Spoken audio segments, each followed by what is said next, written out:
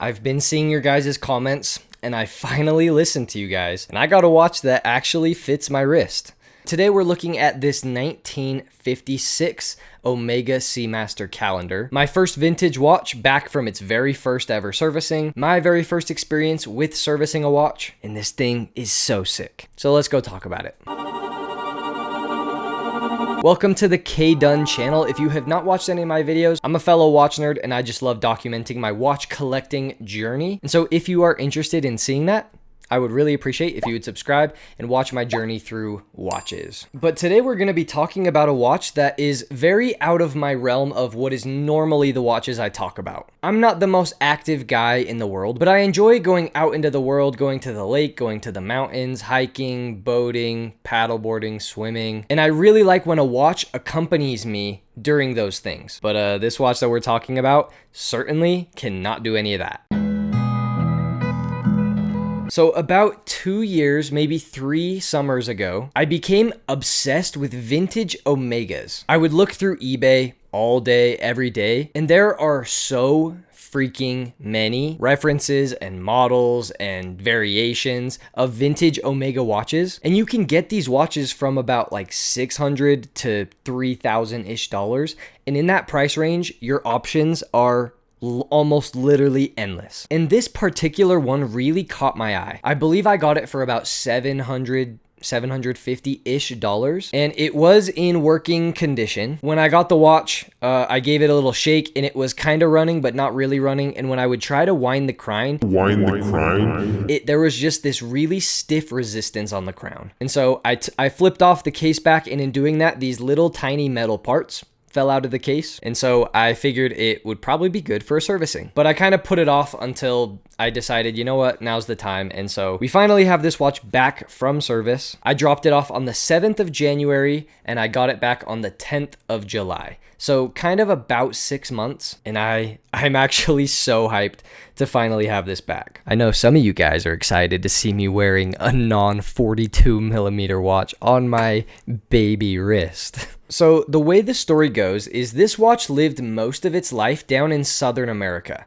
It's really humid down there. My watchmaker said that a lot of condensation had gotten into this watch, whether that's through humidity or water or both. And as a byproduct of that humidity, the movement is not in good condition. The dial and the date wheel are also in bad condition.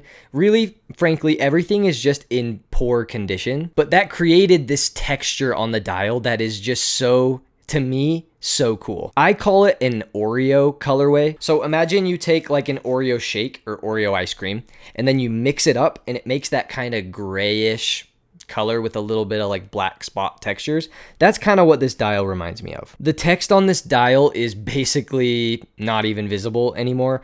In certain lighting conditions, you can kind of see the words automatic, Omega, and at the bottom, Seamaster Calendar. But because of that wearing away and that aging, it's really hard to see. But it also gives that really freaking cool texture to this dial. The hands, once having been lume-filled hands many years ago, are now just kind of aged bronze colored looking hands with no lume. The seconds hand is kind of a brassy color, and it's also pretty corroded and in, again, poor condition. I like how the date wheel is just aged and looks kind of like gross, but like a cool gross. And with this watch being from about 1956, the specs are absolutely not modern. So the basic specs of this watch are, I measured the diameter of this case at 34mm. With the extremely domed crystal on this watch, the thickness is 12.6mm, with a big majority of that coming from the crystal. The lug to lug is about 41.2mm, and on my 6.5-inch wrist, this watch wears small. But that's kind of the charm, in my opinion, of a vintage watch. This watch is rose gold capped, so I believe it's 14 karat gold capped on top of a stainless steel core. And this watch is just a dainty, kind of elegant, obviously old, and just very interesting, cool watch that I found on eBay a couple years ago and now finally is in running condition. This watch has the caliber 503 on the inside of it, and it is in not good condition. I don't know about the power reserve and the specs and the accuracy because this thing is so old. All I know is that this thing works and tells the time.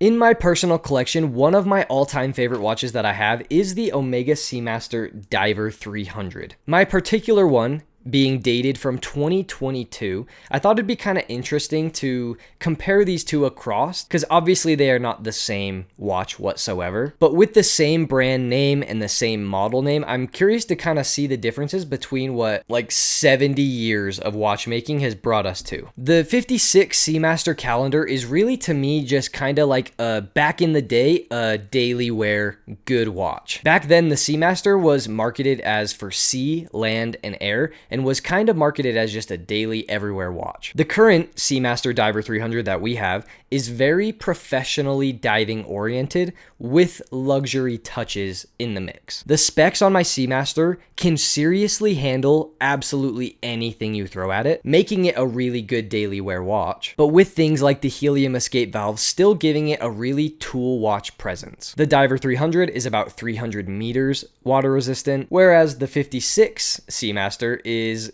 0 meters water resistant. I think it could handle some rain. As in all things, as time goes on, technology progresses, and in watchmaking, that's absolutely the case here. Within 70 years, Omega has gone from making this Cal 503 into their now 8800 series movements, which this new Seamaster has. This watch has 60 hours of power reserve, it's master chronometer certified, has a coaxial escapement, is shock resistant, is temperature resistant, is anti-magnetic. The really biggest thing that we have gained over those 70 years is just insane movement specs. I'm sure back in the 50s, this watch was relatively robust. People would wear it to do all their activities, but now all the tech that we have making watches is really just kind of crazy when we're comparing them side by side. I have some takeaways after having this watch for a little bit of time and wearing it for a little bit of time, and I have some feelings on vintage watches. I got this watch because the idea of having something that is so much older than me, but is still going to live and run probably longer than I'm even alive, is very interesting to me. I wanted to try out vintage watches, and I feel within the vintage watch market, Omega is such a great brand to step your foot into vintage watches. The lessons I learned from buying this watch. Number one, ask better questions to the seller. Though this watch was marketed as being a fully running and functional watch, I did still need to take it into service. That service cost just about as much as the watch itself. And so asking sellers for service dates so you know exactly when it was serviced, what maybe specific parts it does need. When I took this watch in, there was a couple parts that needed to be replaced, and those specific parts on this watch are kind of expensive, like between $100 and $200 per part, and that really jumped up my service costs. And had I have known about that, maybe I would have held off and tried to find a different watch. But I'm really just so glad that I finally have this watch back from servicing so I can enjoy it and wear it. It currently kind of occupies the weekend watch within my collection. I like wearing this watch on Saturdays when I'm just kind of lounging around, very casual. And then obviously if I were to wear this with like a suit or in a dressy roll, I still think that would be a fitting spot within my collection for this watch. What do you guys think about vintage watches? And what are your favorite brands when you are going vintage? I'm curious to know what you guys think. And as always, I appreciate you guys for sticking to the end of this probably shorter video. I just kind of wanted to make this update about my old watch that I finally have back from service, while also comparing it to what we have nowadays in the same family of watches. And don't forget to like and subscribe and all those other things, and I will see you guys in the next one.